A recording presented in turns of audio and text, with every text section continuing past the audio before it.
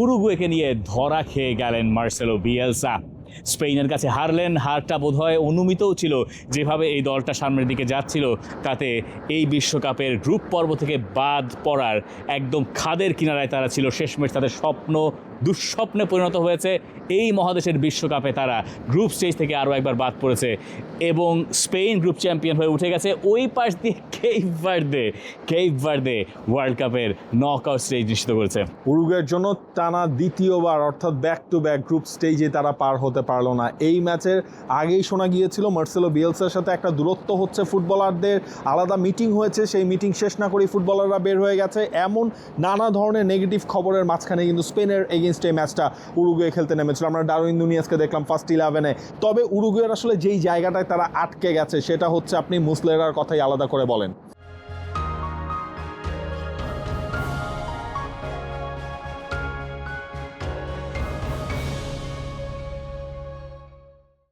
এই ম্যাচের তো অনেকগুলো কথা বলা যাবে। মুসলেরা একটা রেকর্ড করেছেন।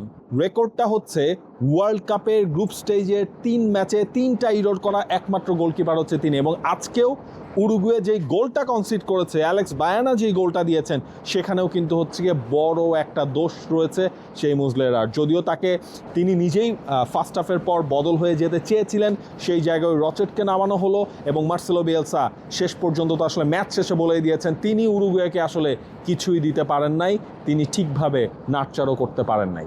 অথচ ফার্নান্দো মুসলেরার এইখানে খেলারই কথা ছিল না, বিশ্বকাপে তার থাকারই কথা ছিল না। বয়স তার 40, সেরা সময় ফেলে এসছেন বহু আগে। 2010-এ ইউরুগুয়ের গোলকিপার ছিলেন। এর পরের বিশ্বকাপগুলোতে তার গৌরব গাথা আছে, ইউরুগুয়ের হয়ে তার কোপা আমেরিকা জেতা আছে। ইউরুগুয়ের ফুটবলের লেজেন্ড 40 বছর বয়সী এই গোলকিপারকে বছরখানেক আগে এই মার্সেলো বিয়েলসা আবার দলে নিয়ে এসেছিলেন। কেন এনেছিলেন কেউ জানেন না। লুইস সুয়ারেজ যখন দলে জায়গা পান না, তখন মুসলেরা ছিলেন উরুগুয়ের এই দলটাতে এবং পুরো ওয়ার্ল্ড কাপ কোয়ালিফায়ার্সে রোষে এই দলটাকে টেনেছেন। টানার পরেও এই বিশ্বকাপে এসে কেন যেন মনে হলো গোলবারের নিচে পরিবর্তন করা দরকার। সেই মুসলেরাই পরিবর্তন করলেন আসলে ভাগ্য। তার ভাগ্যটাই এমনভাবে পাল্টে গেল, সম্ভবত লোকে তাকে এখন নায়ক নাকি খলনায়ক হিসেবে মনে রাখবেন বলা খুব কঠিন। মুসলেরার জন্য আই ফিল ফর হিম। মানে ইউরুগুয়ের ফুটবলের লেজেন্ড, টার্কিশ ফুটবলে যে কাউকে জিজ্ঞেস করেন লেজেন্ড অফ দ্য গেম, তাকে আলাদা করে সবাই নজরে রাখেন কারণ তার ইউরুগুয়ের পারফরমেন্সের কারণে। কিন্তু এই 40 বছর বয়সে এসে যা করলেন আনফর্চুনেট তার জন্য, ইউরুগুয়ের জন্য। বিয়েলসার তো আরেকটা অধ্যায়, ওটা নিয়ে আরেকটা চ্যাপ্টার, ওটা নিয়ে সারাদিন আলোচনা করা, মানে বিশ্বকাপটা আসলে বিয়েলসার জন্য না। আবার বিয়েলসার জন্য 2010 সালে চিলিকে নিয়ে যে রূপকথা লিখেছিলেন সেটা তো তিনিই লিখেছিলেন। ওই দলটাকে নিয়ে চিলির তো বিশ্বকাপে বহুদিন ছিল না, সেই দলটাকে তিনি ওখানে নিয়ে গেছেন। 2002-এ ফ্লপ খেয়েছেন, 2026-এ এসে ফ্লপ খেলেন।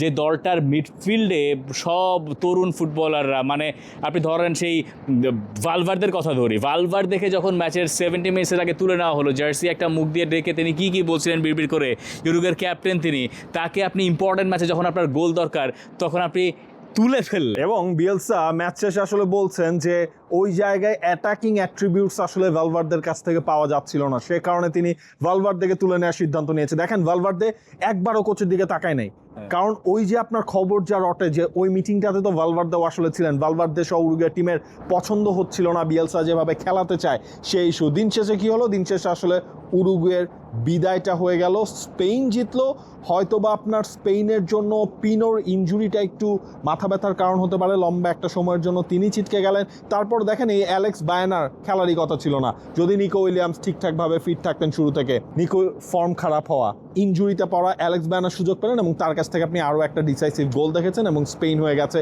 Group champion. বায়ানা কিন্তু আগের ম্যাচেও খারাপ করেন নাই, মানে দ্বিতীয় ম্যাচ যেটা খেলেছেন যেখানে আসলেন সেই জায়গাটায়। এবং স্পেনের অবশ্য স্পেনকে নিয়ে আমার একটা আপত্তি আছে। স্পেনের এই ধারার খেলায় স্পেন আসলে বড় দলের সঙ্গে কত কি পারবে এটা নিয়ে হয়তো আমরা সামনে কথা বলার সুযোগ পাবো, কিন্তু ইউরুগুয়ে এবং বিয়েলসাকে নিয়ে একটু বোধহয় কথা বলা যেতে পারে। মানে বিয়েলসা তো নাম কি, ম্যাডম্যান। ম্যাচ শেষে তিনি চিল্লালেন ফ্ল্যাশ ইন্টারভিউ দেওয়ার সময়, চিৎকার করে উঠলেন, সেটা কার উপরে কে জানে। তিনি বিশ্বকাপটা শুরু করেছেন মাথা নিচু করে একটা ছবি তুলে। এবার নিশ্চয়ই আপনি বিশ্বকাপের শুরুতে দেখেছেন যে প্রতিটা ম্যাচের আগে যে টিম লিস্টে দেখানো হয়, 11টা দেখানো হয়, সেখানে সবার একটা ছবি থাকে। তো সেই ছবির জন্য তাকে অনুরোধ করা হয়েছিল, তিনি যেন মাথা নিচু করে ব্রডকাস্টারদের সামনে ছবি তুলেছেন এবং বিশ্বকাপটা তিনি শেষ করলেন মাথা নিচু করে। 71 বছর বয়সী আর্জেন্টাইন পাগলাটে ম্যানেজার সম্ভবত তার কোচিং ক্যারিয়ারের ইতি টানলেন বিশ্বকাপে আরও একবার ব্যর্থ হয়ে। তবে ব্যর্থতার গল্প নেই অন্য পাশে, সফলতা কাকে বলে সেটা দেখিয়ে দিয়েছে কেপ ভার্দে। মানে কেপ ভার্দে কে ভেবেছিল মানে এই গ্রুপ থেকে কেপ ভার্দে কোয়ালিফাই করে যাবে রাউন্ড অফ 32-তে রানার্স আপ হিসেবে, সেটা আসলে ভাবার মানুষই কম ছিল। ফাইন, আপনি দেখেন 3টা ম্যাচ ড্র করলো। ওয়ার্ল্ড কাপের হিস্ট্রিতে এত কম পপুলেশনের কোনো দল কখনো নকআউট স্টেজে উঠে নাই। কেপ ভার্দে প্রথমবারের মতো বিশ্বকাপ খেলতে এসে সেই রেকর্ডটাও তারা আসলে করে নিল। এমন ঘটনাও নাই যে 3টা ম্যাচের 3টার কোনোটাতেই আপনি জেতার নাই কিন্তু আপনি পরের রাউন্ডে উঠে গেছেন। সেইটাও কেপ ভার্দে ওই রেকর্ডের ভাগিদার হলো। আর কেপ ভার্দের জন্য আমি জানি না কোনটা বেশি রোমাঞ্চকর।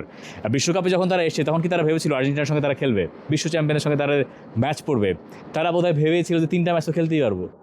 হয়তো তারা এর চেয়েও বেশি ভেবেছিল, হয়তো আমরাই ভাবিনি, হয়তো আমরাই বেকুব, আমরা তাই ভাবি নাই সেই জিনিস। কেন আমি বলছিলাম যে একটা কন্টেন্টে বলছিলাম লিভারম্যান তোর একটা কথাই ছিল, let's have some fun together.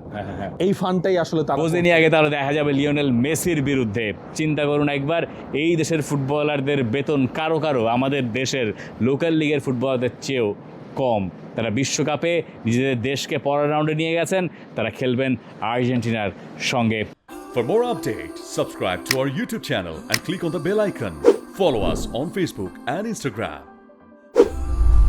Download T-Sports app to enjoy exciting games and highlights. Visit tsports.com.